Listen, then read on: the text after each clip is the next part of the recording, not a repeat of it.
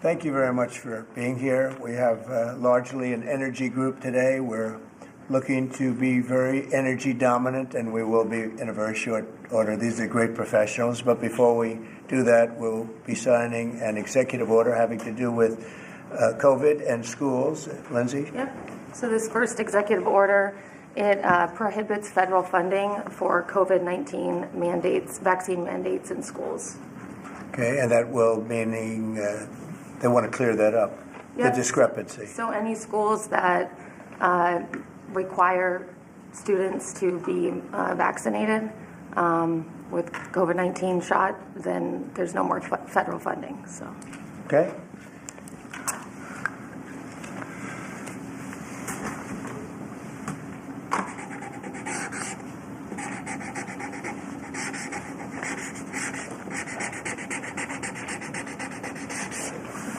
Okay, that solves that problem. Sir, will the Department of Education have to handle that? Yes, it'll go through the Department of Education. Okay? Thanks. Can I make one comment, Mr. President? Yes, please. As a father of 9, thank you. We should have parental freedom to decide what vaccines our kids take, as opposed to school systems and governors forcing upon the people that love these kids the most, which is the parents. So thank you for citing that. Great, thank you very much. People wanted that very badly. Okay. Okay, and here is an executive order establishing the National Energy Dominance Council. So that will be chaired by the Secretary of the Interior, Mr. Burgum, and the Vice Chair, Chris Wright. And so this will reduce costs with respect to energy, establish American independence with energy, and also unleash energy dominance. Good, thank you. And this is a big deal. We have more energy than any other country, and now we're unleashing it, to put it nicely. And I'd like to ask Doug, you're going to be heading it up. You and Chris, would you say a few words about it, please? Yeah, absolutely, sir. Good afternoon. President Trump wisely understood that under the Biden administration, there was a war against American energy, and today that war officially has ended. President Trump on day one declared a national energy emergency. And this is a real emergency because under the Biden administration restricted the production of oil and gas. Production's still coming, but when you stop holding leases, when you take 625 million acres of land out of ocean land, out of production possibilities through an executive order, you're really restricting the balance sheet of America. But today, as President Trump said, this is unleashed. The National Energy Dominance Council will be made up, all the folks that are standing beside me here, other cabinet leaders, and many more, represent President Trump's wise decision that we need a whole-of-government approach to unwind. The Biden administration had a whole-of-government approach that had the war against U.S. energy. Now we need to turn that around 180 degrees and unleash that potential. We've got to unleash it from the Gulf of America all the way up to Alaska. We have amazing resources in this country, and we haven't been getting a return on them. Many of these are under public lands. The interior has 500 million acres of surface, 700 million acres of subsurface minerals, critical minerals, and offshore close to 2 billion acres. And that balance sheet is the biggest balance sheet in the world, and it's been completely underutilized. Everybody knows we have 36 trillion in debt as a country, but no one knows how many hundreds of trillions of dollars of assets we have. And President Trump is asking us to go get a return on that investment for the American people. And with that, we're going to have prosperity at home with lower prices, and we're also going to have peace abroad. Because the wars that we've been engaged in, or our allies have been fighting over the past few years, have been funded by the oil sales of our adversaries. So we have an opportunity, and we also are in an AI arms race with China. The only way we win that is with more electricity. And we also have an energy emergency in terms of electricity. Too much intermittent, unreliable, not enough base load. We've been shutting down the base load that we have. President Trump is going to reverse that, and it's going to allow us to win the AI arms race, which is the most important thing that we have to do relative to our future. So with that, I want to say again, thank you to President Trump, and I want to thank my fellow members of the Energy Council here. I'm going to kick it over to the Vice Chair, Chris Wright, who's the Secretary of the Department of Energy. Thank you, Secretary Burgum. Today is truly a great day for our country today. And Secretary Burgum laid out so many of the problems the last 4 years. If you put barriers in front of energy, you make it more expensive, you make it less reliable, you make it harder to do business here, and harder for our consumers to pay their bills. With this fantastic action from our president, we now have authority across the government to lean in to fix these problems. And I'll start out with one specific right away. This morning, I signed our first LNG export license, unpausing the pause in action. The Commonwealth LNG project that'll be on the Gulf Coast in Louisiana is now officially ready to go. This will be a large construction project for American workers. It'll draw demand for more American energy production that'll be shipped overseas to our allies. Many more of those to come. We're also working aggressively to roll back standards that have made appliances more expensive for Americans, and dishwashers that take 2 hours long and don't get your dishes clean. Nobody likes that. That's about standing in the way. And with this President Trump and our new National Energy Dominance Council, there's so many things we can do to make American lives better, bring down costs, and grow opportunities. And with that, I'm going to kick it over to a fellow member of the council, our Administrator of the EPA, Lee Zeldin. Thank you, Secretary, and honored to be serving on the Energy Dominance Council. At EPA, we're doing our part to power the great American comeback. And President Trump has made it clear that he wants EPA to be doing our job to ensure that we are unleashing energy dominance however we can help, that we are assisting in making America the AI capital of the world, that we are pursuing permitting reform, that we are helping to bring back American auto jobs. This is the mandate of the American public. The Trump mandate, it was clear, and the guidance from President Trump to me when he asked me, thankfully, for the opportunity for us to be able to serve together in partnership to unleash energy dominance. This is a moment that we must meet. To that end, it is important to note that the prior Biden-Harris EPA issued a waiver to California for tailpipe emissions. This was a rule that should have been submitted to Congress. We will submit it to Congress. Congress will have the opportunity through the Congressional Review Act to make that waiver go away. We will do everything in our part to help the American people to make life in America more affordable. The golden age of American success is upon us. If you're excited about the last 3 weeks, that was just a taste of the main event, the entree to come, the next 4 years being the greatest term in the history of the American presidency. With that, I'd like to introduce Sean Duffy. Thank you. So, first of all, thank you for the work on dishwashers. We use more water to wash our dishes before we put them in the dishwasher. That's right. We're not saving water, we're using more water, so thank you for that. But I'm also joining the EPA. We've introduced our rules to start to look at the CAFE standards. So we're looking at how much it costs for end users when they put gas in their car. And the Biden era standards are costing billions of dollars in taxes and carbon credits, which drive up the cost of vehicles. And so we're going to remedy that, rectify it, and make sure we're bringing down the cost of a car, number one. Number two, if I could just mention, Mr. President, per your direction, we are going to move forward with a permitting process for the Texas Gulf Link Deepwater Port, making sure we can move energy in and out of the country. So that was held up for 5 years. And it was stonewalled, bureaucrats got in the way. We're now going to move forward with that, making sure we have great oil infrastructure in the country. Great, thanks. Great job. Howard Lutnick? Yes. So, the nanny state, you're feeling the end of the nanny state, from straws made of paper to regulation endlessly harming Americans and holding us back. It slows down our production and manufacturing, which we were talking about with the Prime Minister of India yesterday. You're hearing that about energy dominance. It's going to go away. We're going to care about Americans. The Trump administration and this president cares about Americans, and you're going to feel it change. You're going to feel the price of energy coming down. You're going to feel prices coming down. You're going to feel an explosion. The golden age of manufacturing of America has always been there. It's just been stifled by regulation, and that time is over. Thank you very much, Howard. Please. Mr. President, I just want to say that you've built such an incredible team, and Secretary and Chairman Burgum, that he's been working on this his whole life. And so what I expect you to see, sir, is action as early as next week that is going to shock people about how good it is for Americans. And so thank you for your leadership, sir. Thank you very much, Kevin. And we are also working on a project that has been under wraps for 20 years. Everybody wanted it.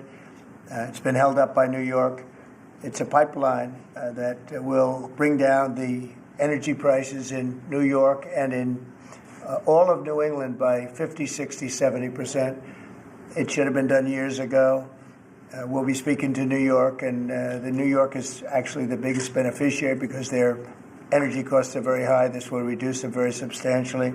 But all of the governors want this to happen, and I think it's going to happen. It's now going to happen. It's something that's would rather not have to go eminent domain. We'll do that if we have to in New York, but hopefully we won't have to do that. This again will bring down energy prices in New England by numbers that nobody can even believe, probably 50, 60%, maybe even more than that. A lot of them don't even pay energy because they have no energy. They use logs. They go out and they cut down a tree. It's really a terrible situation. So we're going to get this done, and we can have it done once we start construction. We're looking at anywhere from 9 to 12 months, if you can believe it. It's going to go very rapidly. The other thing I'd like Doug to mention, the 635 million acres that Biden so viciously took out of our net worth. If you look at it from the standpoint of a company, you talk about net worth. They've destroyed our net worth. We're putting it back. It will be back as of this afternoon. And Doug, could you mention that? All of the millions and millions of acres that he just handed back. Yes, nobody. The executive order by President Biden that wiped out these trillions from our balance sheet. President Trump signed an executive order instructing me as the Secretary of Interior to unban that ban, and that's been accomplished. And so those are back on the U.S. balance sheet. Okay. Sorry, which one is that? The 625 million acres of offshore that was banned from further lease sales. Further anything. And 625 million acres is Right. 1/3 the size of the lower 48 that was taken off our balance sheet. It's back on there now. President Trump cares about the American people. He knows that these public lands belong to the public. They don't belong to Washington bureaucrats from the prior administration. And we're going to make sure that we get a return on investment for the American people. The amount of money that he took off our balance sheet, if you look at it as a balance sheet, it was incalculable. Nobody's ever seen anything like it. And he did that, I guess, in the last few days of the administration. He just wiped it out. 635 million acres, which if you sit down and look, it's like that's a major part of the ocean. And he just gave it away and took it away. And fortunately, it wasn't done with an act of Congress or anything. And we did it in a, I think, very abbreviated, very quick, and very legal procedure. And it's now back on our balance sheet. It's back as part of our country. What they did was so horrible. It was just a terrible thing to do, an unbelievable thing to do. Also, they mentioned dishwashers and sinks and showers and the whole thing. We're going to get rid of those restrictions. You have many places where they have water. They have so much water they don't know what to do with it. But people buy a house, they turn on the sink and water barely comes out. They take a shower, water barely comes out. And it's an unnecessary restriction. And basically, I think we're going to be going back to the Trump rule. We had it, and everybody was happy. And then these people came in and they restricted it again. So we're going back, and we'll get it approved by Congress. In addition, we'll get it approved by Congress. So for 4 years, it's good, but we're going to get it permanently taken care of. And again, very environmentally friendly. But we want to be able to, when somebody turns on a sink to wash their hands or presses the button for a dishwasher, and there's barely enough water there's no water. And you know what they do? They press the button 10 times. They run it 10 times. So it ends up costing a lot more. So I know you're working on that. And where are we on that? We're working closely with the Department of Energy with regards to rules that were enacted during the Biden administration. Inside of the EPA, we are overhauling the WaterSense standards that are there to update them for the American people, to bring down cost of living and combat inflation, and just pursue common sense. Good. Well, we have more oil and gas than anybody else in the world. We're opening up ANWR again. As you know, we got something Ronald Reagan couldn't do it. No president was able to do it. I got it. And the first week in office, the Biden administration terminated that. ANWR is the biggest site, probably bigger than Saudi Arabia. We don't know yet, but it's of that size or bigger. And we hit gold, and I call it liquid gold, but we hit gold, and for whatever reason, they terminated it, and we were just ready to start utilizing it. This could take care of all of Asia, energy-wise, very close to Japan. In fact, Japan wants to go and be our partner doing the pipeline going right into the ships. So they expressed tremendous interest. So did Prime Minister Modi of India. And just in closing, both Prime Minister Modi and the Prime Minister of Japan, both very good people, they said we couldn't make a deal. We couldn't get any energy. I mean, you wonder what was going on with our country. They couldn't make a deal to get any energy from the Biden administration. They just couldn't do it. There was nobody to deal with. They didn't know how to go about it. And they're very happy that we're here. But we're going to really benefit our taxpayers, and we're going to benefit our country. So I want to thank everybody for coming. This is a very big bill. This is really going to be energy dominant. We're going to be energy dominant like nobody else. And this doesn't even discuss all of the electricity that we're going to be producing for all of the AI plants. You know, they need double the electricity at least that we have right now. So you take all of our electricity that we have all over the country just for AI to do it right and to win that war, which we're leading by a lot because of what we've done over the last few weeks. We're leading by actually a lot. But if you take all of it, we have to double our electricity needs just for the AI, and that doesn't include the other technologies. So it's a real honor to sign this bill. We're going to also work on CAFE standards. Lee, you're going to be doing that and make that whole situation, bring that back into reality, and I think very quickly, having to do with cars. Thank you very much. Did Modi cut any tariffs yesterday as part of your meeting? No, but in 2 weeks we will have another one. Yesterday was very big. Reciprocal tariffs was very big, and I explained to the Prime Minister of India, Prime Minister Modi, very good man, his tariffs are very, very high. India's tariffs are among the highest. And I said, well, now, you know, we were very low. We were the lowest. They're just about the highest. There are others as high, but not much higher. And I said, no, from now on, what we do is what you charge us, we charge you. It's very simple. So whatever you're charging us, you can go as high as you want. Whatever you charge us, we charge you. Did he make any pledges? And I wouldn't say they were thrilled to hear that, but that's the way it is. Tariff, I told you, is a beautiful word. Fourth most beautiful. Did he make any pledges about BRICS nations not undermining the dollar? You had threatened 100% tariffs. BRICS, the BRICS nations, I think that's breaking up very rapidly. We said that if they're going to go and do anything to undermine the dollar, that includes China. I don't even know that they're a member of BRICS, but they had a few nations get together to try and play cute. And I said, we're going to put 100% tariff on every one of those nations. And at the mere thought of saying that, I think that's all broken up. That idea has no longer sailed. Now, that would be a terrible thing for our country. It would be bad for the world. They wanted to undermine the dollar. 6 nations got together. They want to undermine the dollar. That didn't work out too well. Not going to happen. And we're getting along with a lot of nations now, frankly. There's a lot of respect for the United States. We have regained the respect that we should have, but we've also done things to deserve it. I mean, we've freed up our country, and you're going to see this is basically energy dominance, and it's going to be environmentally clean, environmentally wonderful, and taxes will be very reasonable based on this. We're going to make more money than anybody's ever made with energy. We have more energy than anybody else, and it's clean energy, very clean, beautiful energy. We're lucky. We have it. I call it liquid gold under our feet, and we're going to utilize it. So this is a very big bill, and I have a very talented group of people behind me. This gentleman was the #1 man in all of the oil industry. They said there's nobody like him, Chris Wright. And you know Doug actually made a tremendous fortune in technology, and he said, I'm going to run for the governorship of, he loves his state, of North Dakota. And he did, and he made it so energy powerful that I think you're more proficient at energy than technology, but what do I know? And this guy, everybody knows him, Sean. He's been, he's done a fast study on transportation, and he knows, he's learned a lot over the last few months. He's learned a lot. He's really been great. And Howard has built one of the great companies, Cantor Fitzgerald. It was wiped out, completely wiped out, other than a few people left in Europe. And he rebuilt the company into a bigger, better company. Cantor Fitzgerald is one of the most, absolutely one of the top companies on Wall Street, stocks, bonds, trading.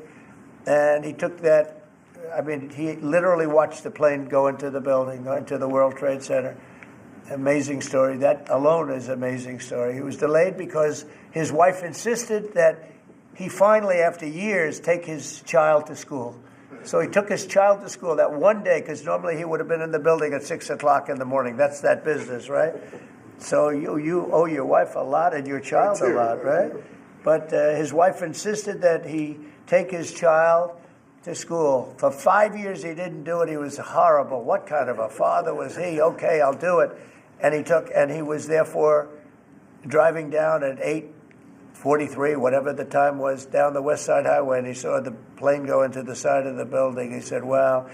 And he occupied the top 3 floors of the World Trade Center, of the one building of the World Trade Center. And you know what happened there? He lost 100% of the people in that, his whole company was there. And he rebuilt his company step by step over years and became bigger and stronger. And he gave a tremendous amount of the profit to the families of the people that died, which he didn't have to do.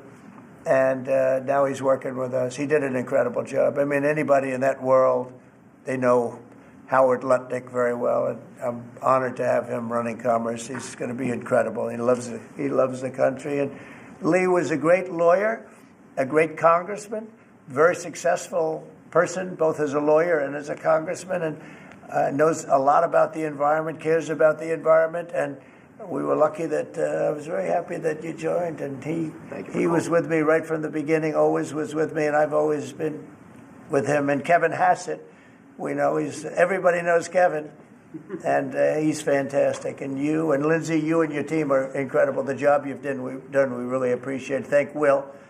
And the job you guys are doing is really fantastic. We're knocking this out. Brian, do you have a question? I actually do. What kind of piqued my interest is growing up on the Texas Gulf Coast, natural gas, the LNG that you mentioned. Yeah.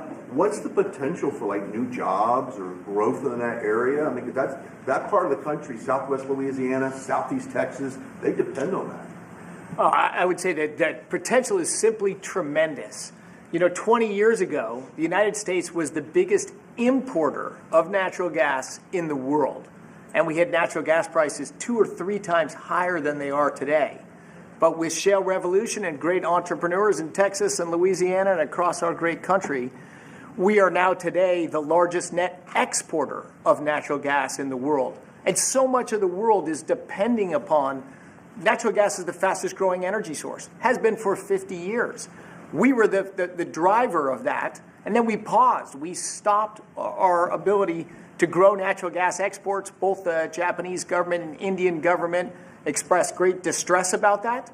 They're going to count on energy imports from the U.S., and we may just change our mind. So I think they're thrilled to see the actions of this president say America's open for business.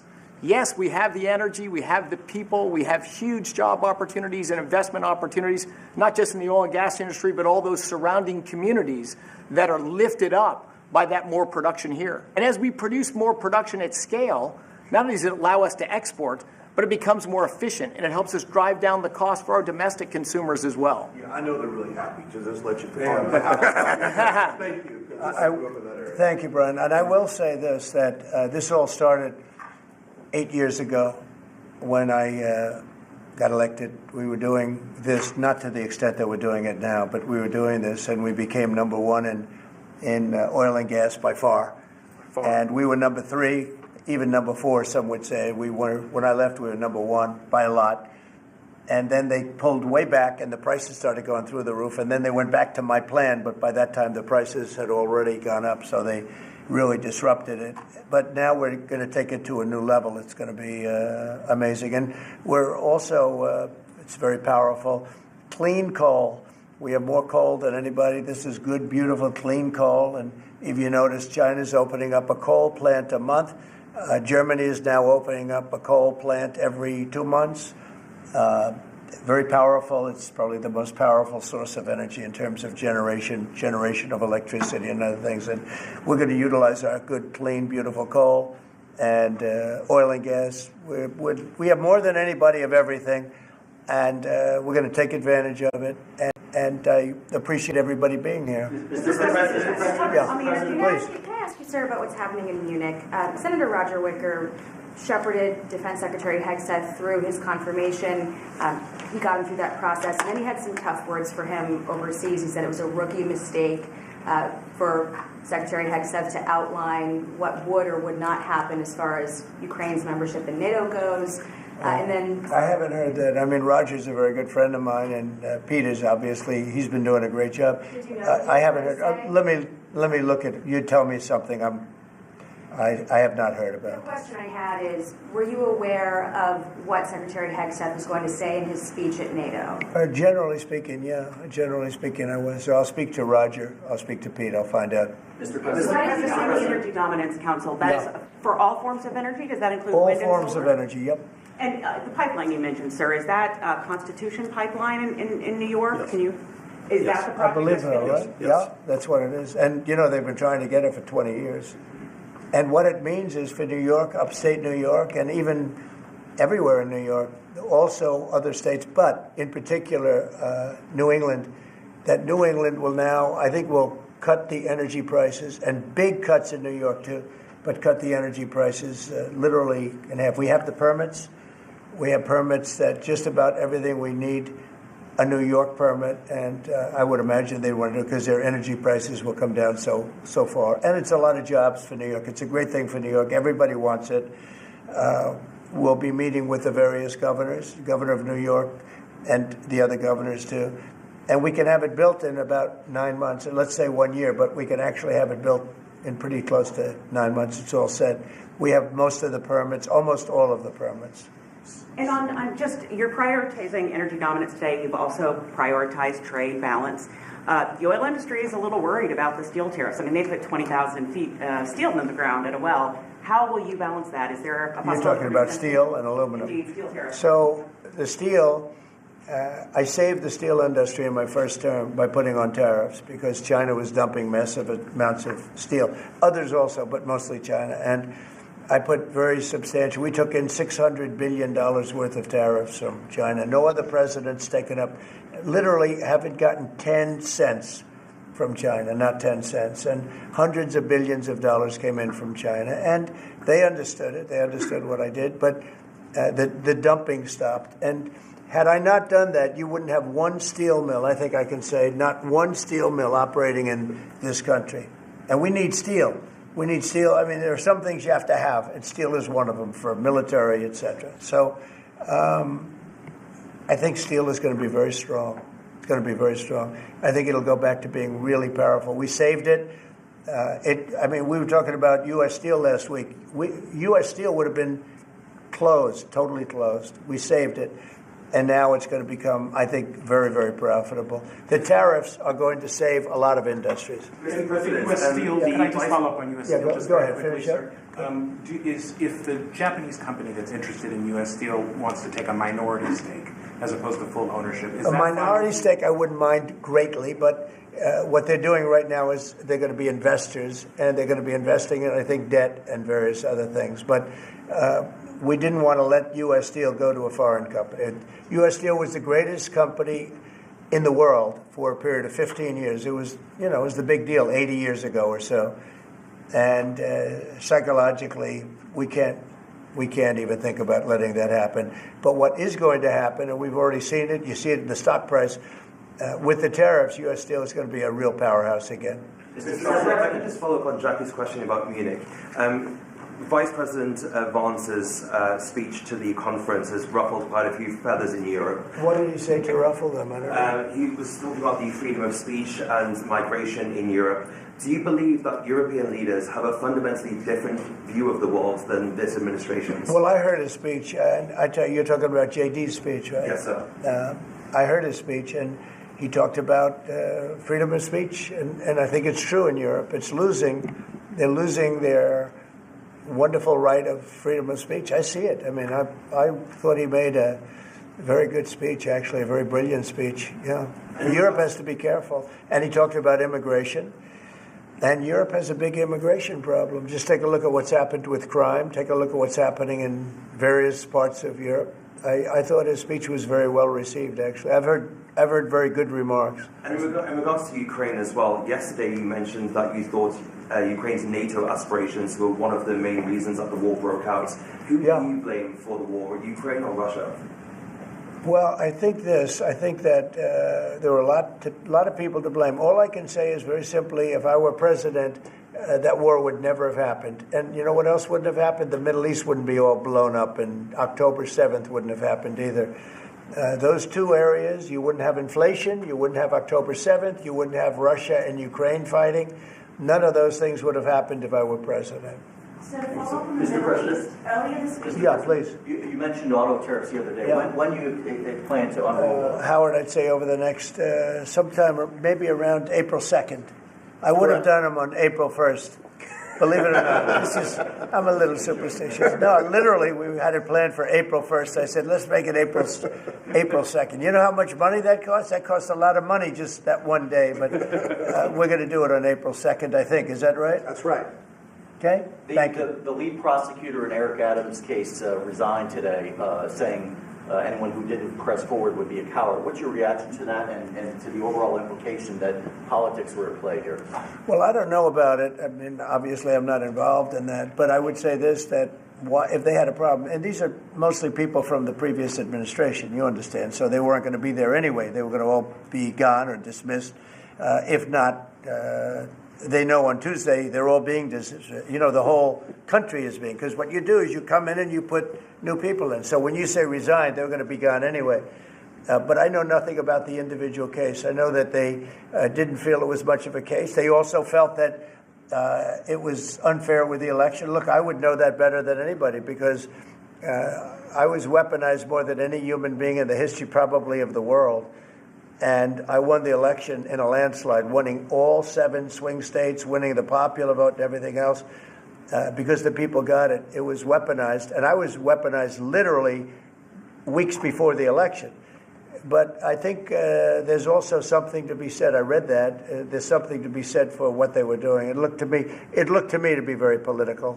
But why didn't they bring this up like 4 or 5 weeks ago, 6 weeks ago, or whatever it happened? You know, they just sat around and didn't complain.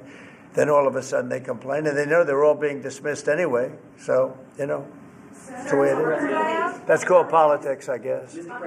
Yeah, please. Earlier this week, you predicted that all hell would break loose if Hamas didn't hand over all of their hostages. What do you expect to happen tomorrow in terms of I don't know what's going to happen tomorrow at 12 o'clock. It was up to me. I'd take a very hard stance. I can't tell you what Israel's going to do. But I watched the last people come out, and I looked at a before and an after picture. One guy was a big, strong, healthy guy. Could say he was a little bit overweight. He's not overweight anymore. He looks like he just came out of the Holocaust. It looks like a Holocaust picture. I've looked at him for a long time, and they've been treated very badly. A young lady came out last week. Her hand was blown off. I mean, literally, her hand was trying to stop a bullet that was headed for her face. She put up her hand. She goes like this and wiped out her fingers and a lot of her hand. Now, I would take a different stance, but it depends. Look, it depends what Bibi's going to do. It depends what Israel's going to do. But and now I understand they've totally changed. Hamas has totally changed. They want to release hostages now again. But you have to see, this started by them saying, we're not going to release the hostages as we said we were. I said, good. You have till 12 o'clock on Saturday, which is tomorrow at 12 o'clock to do it. And we didn't hear anything. Then all of a sudden, 2 days ago, they said, no, we've decided we're going to release the hostages. So, but I actually think they should release all of the hostages. Remember, they're probably as bad as they looked. I mean, I don't like to say that, but they looked real bad 4 days ago, 5 days ago when I saw them. And the young ladies that came out were treated really badly. You don't know what happened, but I do. They were treated really badly. But as bad as they look, the ones that follow probably will look a lot worse. I think they're sending out their most healthy. And they've been hit hard on that, Hamas. So they probably didn't want to release.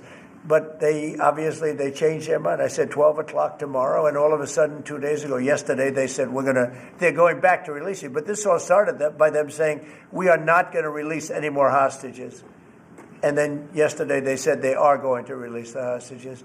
But I think they should release all of the hostages. About 75,000 workers took this deferred resignation. It's a little bit short of the 5 to 10% goal you were hoping to hit. Do you think you'll have to make up the rest of that number in layoffs? No, look, that's 75,000 more than we would have had. And nobody knows what that final number is because in the end, I think a lot of people aren't going to show up to work. A lot of people, they got used to staying home and quote, working. But, I wonder if they had other jobs or other things. They have a lot of problems with that. No, 75,000 is a lot of people. And we paid them well. We gave them a lot of months of severance pay, if you call it that. But no, I think you'll probably have some more, too, in addition. It's a big, tremendous saving for our country. We want to downsize government, but make it better. Run it better. But downstairs, yeah, please. So can I ask about the UK? I understand that you had a phone call with Keir Starmer yesterday. I did. I just signed a letter to him. He asked for a meeting, and I agreed to the meeting. We're going to have a friendly meeting. Very good. We have a lot of good things going on. But he asked to come and see me, and I just accepted his asking. Do you have a date for that, sir? And what do you hope to Very soon. I think he wants to come next week or the week after. And what do you hope to discuss? I don't know. It was his request, not mine. But I've met him twice already. We get along very well. He's a very nice guy. Thank you very much, everybody. Thank you. Thank you very much. Appreciate it. Thank you, Brad. Thank you, Press. Thank you, Press. Thank you, Press. Thank you, sir. Thank you. Thank you, sir. Thank you. Good job.